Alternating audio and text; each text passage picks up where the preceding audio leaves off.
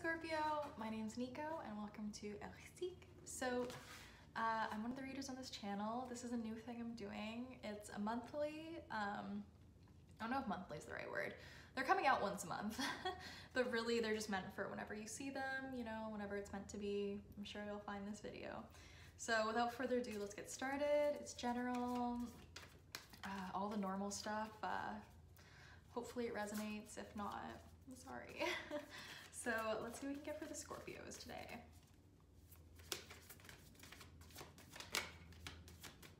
Interesting. You guys are quiet. You guys are so, why do you guys always have to be so secretive? Why? Like, I'm an Aquarius, I get it, like, but come on guys. Whale, Scorpio, what are you hiding from someone? Scorpio. This is really funny. One more, okay. Let's just get started, Scorpio, you have been the whale card for some time is what I'm picking up on. It seems quite a while. So you've had these feelings for someone, and I'm not gonna beat around the bush. This is instantly connecting with whoever I'm connecting with. This is someone you've had feelings for a while.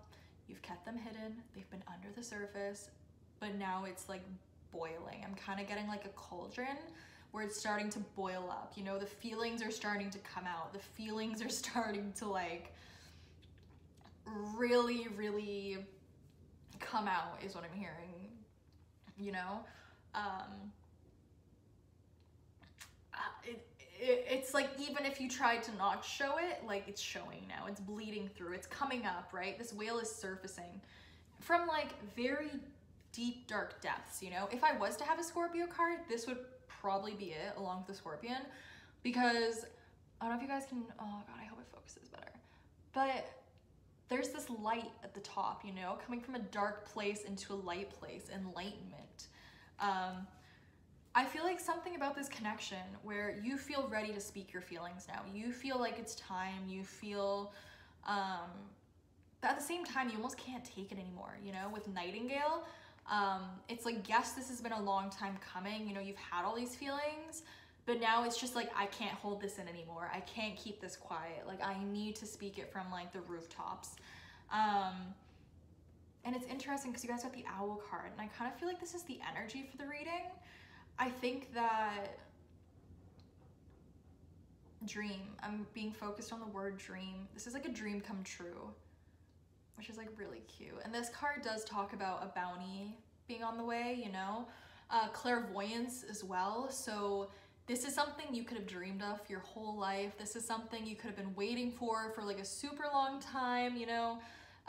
For those of you romantics, this is like the one, if you will, or one of the ones, as I like to say. Yeah, and it's just, there's a lot of irony around the situation, I want to say. You know, the way you guys met, the way certain things in your lives just seem, they seem to line up very, as I said, like ironically. Oh, you lived there? Like, I lived there too. And it's like, oh, you did that when I did the same thing. Like weird coincidences like that. Coincidences. So let's see who your person is. Who is Scorpio dealing with? Who's the person? I want to know. What's up? Oh, great. Now they're being quiet too, Scorpio. Are you guys like mutes? Am I connecting with two people who are just mute? Like, come on. What does your person want to say?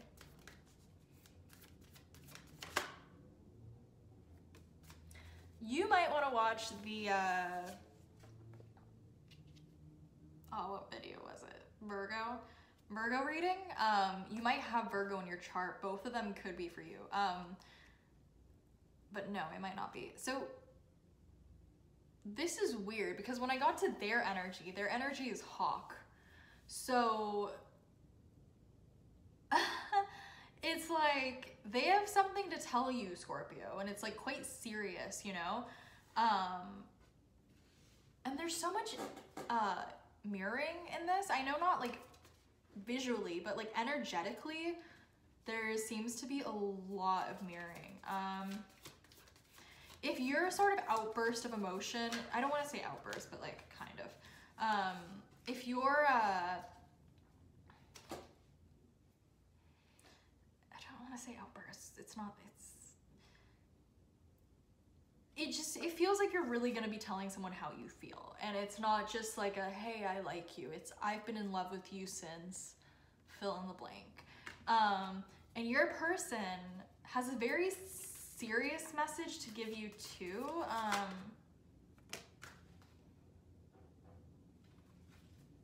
Yeah, it's almost like same. It's kind of what I'm hearing. Golden egg, we had this last week in the dailies too, which is so weird. So with these two cards coming out, like you two just really love each other. I know that sounds so cheesy, but this is like the unstruck heart sound. So this person might have to say to you, like, by the way, like, I have felt you in my heart, like, since I met you, is like, oh my God. It's like almost what I'm hearing. It's like, I loved you before I even like knew you. Like, oh my God. It's just so emotional. Of course, it's the Scorpio one. Like, you're almost saying like, I've loved you since da-da-da, and they're almost like, I loved you at first sight. Like, are you kidding me? Like, I want to be a Scorpio this week. Why can't I? Like, oh, gels. So there is,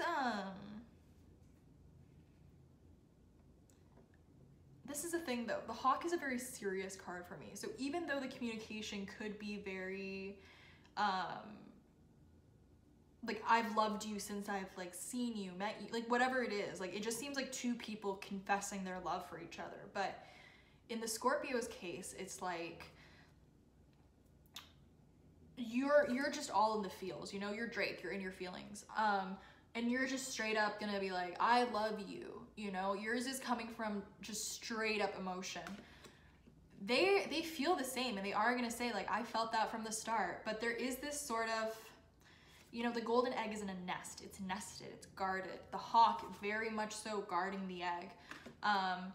So you might be a little disappointed with the amount they open up to you, if that makes sense, or the amount they say back to you. And I don't want to like put a damper on how you're feeling, but it's just this person, like, they have the same ability emotionally to go to those depths.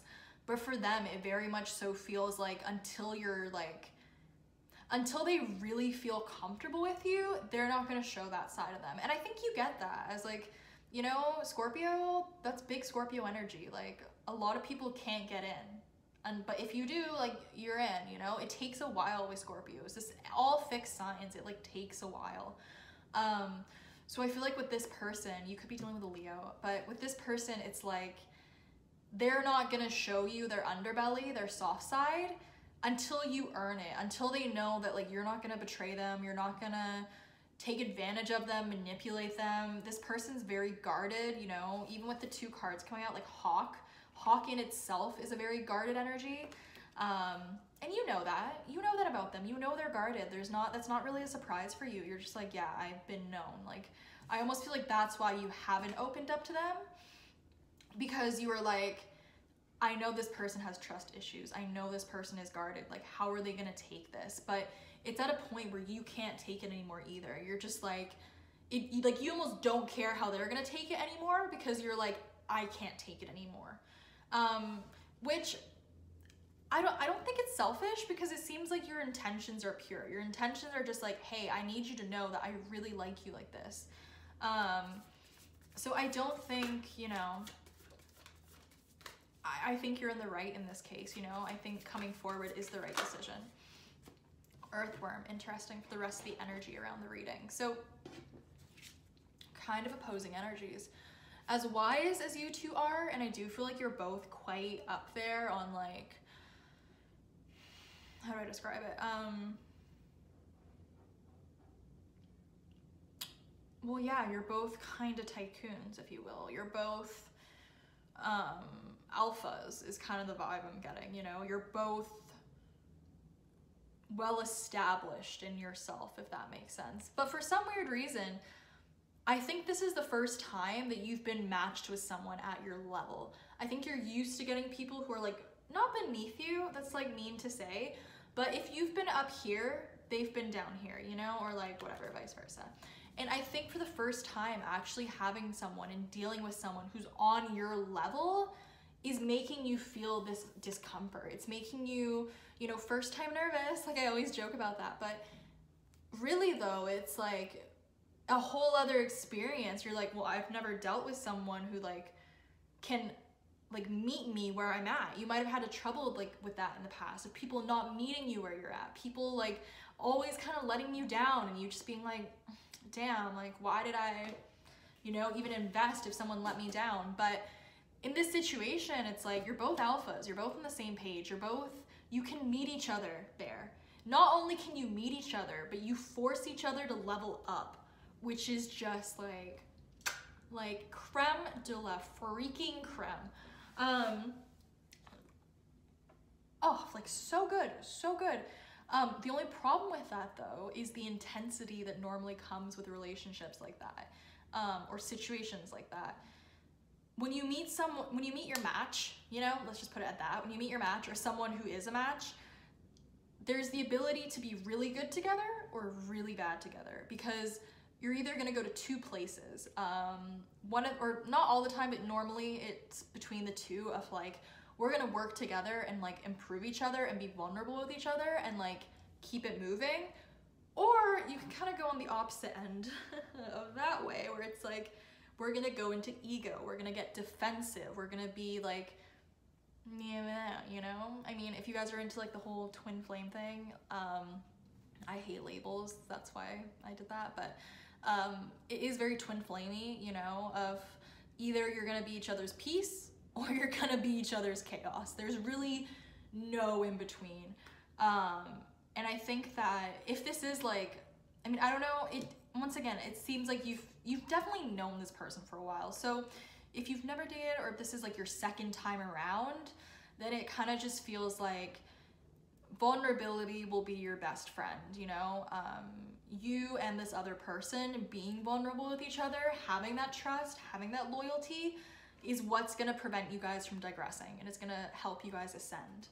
And I think, you know, obviously two of the main cards were about speaking. Both of these cards are about messages needing to be delivered, communication, you know? And this isn't, I'm not talking, in this reading, it's not like telepathic third eye kind of stuff.